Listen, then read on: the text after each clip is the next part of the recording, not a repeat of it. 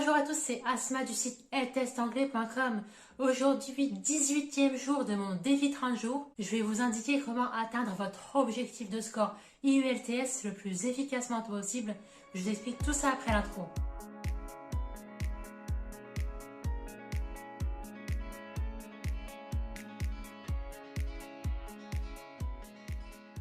Alors parenthèse avant de démarrer, hier j'ai perdu ma voix suite à ma vidéo sur la partie compréhension écrite. Donc j'espère que vous avez réussi à compléter avec mon article associé à la vidéo. D'ailleurs c'est le cas pour toutes les vidéos de ce défi 30 jours. Je réalise en parallèle un article complet qui reprend en détail les structures, les points clés, mais également je diffuse sur les plateformes podcast pour vous permettre d'emporter partout avec vous mes explications. D'ailleurs, en complément de tout ça, vous êtes libre de démarrer gratuitement ma formation sur 4 jours où je vous donne toutes les cartes en main pour aborder sereinement ce test d'anglais IELTS, notamment une liste de 15 liens pour réaliser des examens d'entraînement dans les conditions réelles de l'examen. Alors d'abord, avant d'atteindre votre objectif de score voulu, il faut comprendre comment se présentent en fait les niveaux à l'IELTS. Donc concrètement, cet examen d'anglais va évaluer votre niveau dans cette langue dans un score allant de 0 à 9. Vous allez être noté sur les 4 piliers d'une langue étrangère, à savoir la compréhension orale, la compréhension écrite, l'expression écrite et enfin l'expression orale, votre capacité en fait à parler anglais. Donc chaque compétence est notée séparément, mais au final, toutes les sections ont le même poids dans la note finale. Donc globalement, un score de 6 sur 9, ça va représenter déjà un niveau intermédiaire. À partir de 7, c'est un niveau intermédiaire avancé. Et là, à partir du 8, vous êtes pratiquement au niveau bilingue. Alors, il n'y a pas de on réussit ou on réussit pas l'examen en fait. Tout dépend du score exigé, soit par l'université, soit par l'école dans le cas d'un dossier d'admission, soit dans l'offre d'emploi pour lequel vous voulez postuler. Donc concrètement, le conseil en or que je vous donne pour atteindre votre objectif de score, c'est dans un premier temps, comme précisé précédemment, c'est de réaliser le maximum d'exercices d'entraînement dans les conditions réelles de l'examen. Ça va vraiment être une condition essentielle de réussite, d'ailleurs comme pour tout autre examen d'anglais. Ensuite, deuxième conseil que je vous donne, c'est de vous entraîner de façon équitable sur les 4 piliers qui sont évalués dans cet examen. À titre de comparaison, par exemple, pour le TOEIC, ça évalue le TOEIC Listening and Reading et évalue vos compétences en compréhension orale et en compréhension écrite. Or là, vous allez devoir couvrir toutes les compétences d'une langue étrangère en fait. Donc pour optimiser au mieux votre préparation, j'ai un hack ultime que je partage en détail dans le premier jour de la formation gratuite. C'est en fait, vous allez faire d'une pierre 4 coups. Vous allez utiliser une application d'actualité totalement gratuite qui s'appelle VOA Learning English. Je vous explique très brièvement les 4 étapes que vous devez réaliser pour optimiser au mieux votre apprentissage.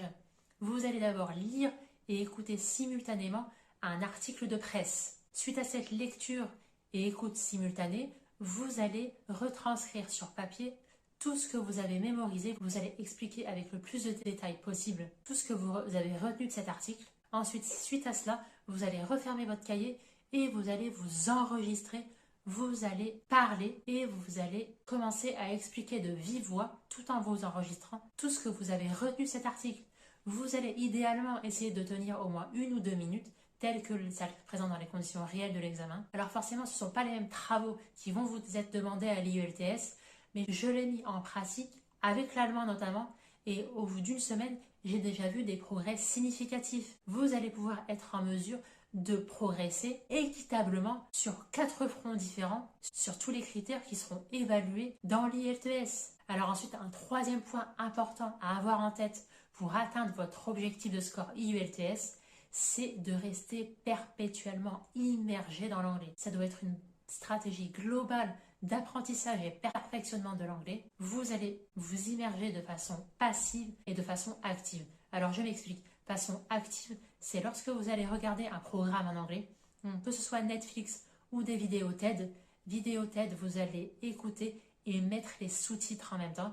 Et au fur et à mesure que vous allez croiser du vocabulaire que vous ne connaissez pas, vous allez le collecter, vous allez le mettre dans un cahier dédié de vocabulaire et surtout, vous allez le revoir progressivement. Donc ça, c'est une stratégie d'apprentissage de l'anglais optimale, l'écoute active. En parallèle, il y a l'écoute passive. L'écoute passive, ça va être tout ce qui est écoute de podcast par exemple. Je vous ai donné d'ailleurs une liste complète par niveau dans le 2e jour de ma formation gratuite. Et en fait, ce que vous allez faire, c'est que vous allez essayer de rentabiliser tout le temps libre possible. Le temps libre où vous n'êtes pas en mesure de collecter du vocabulaire quand vous l'écoutez. Écoute passive, il ne faut vraiment pas minimiser cette action d'apprentissage de l'anglais parce qu'en fait, ça va indirectement et sans que vous forcément vous en rendez compte, affiner votre oreille et votre écoute. Et ça, c'est du pain béni pour la partie listening de l'IELTS. Donc déjà, si vous arrivez à réaliser ces 3 actions concrètes, donc vous allez forcément constater des progrès. Je le rappelle encore une fois ici, apprendre l'anglais, ça s'improvise pas. Ça se fait pas d'une semaine à l'autre. Ça se fait pas en regardant des vidéos sur YouTube en dormant. Ça s'anticipe. Si ça se savait qu'on pouvait apprendre une langue étrangère en une seule nuit ou en une semaine, ça se saurait. Ici, sur cette chaîne, je préconise un apprentissage de l'anglais progressif et une immersion perpétuelle dans la langue. Voilà, pour terminer, abonnez-vous à cette chaîne pour recevoir mes contenus toujours mis à jour sur le test IELTS. Je publie régulièrement du contenu sur ce test d'anglais et je vous remercie vraiment de votre soutien depuis le début de ce défi. Il me reste quelques jours à tenir. N'hésitez pas à m'indiquer vos questions en commentaire et j'y répondrai avec un conseil concret pour vous aider à surmonter vos difficultés. Voilà, on se retrouve demain et d'ici là, très bon courage!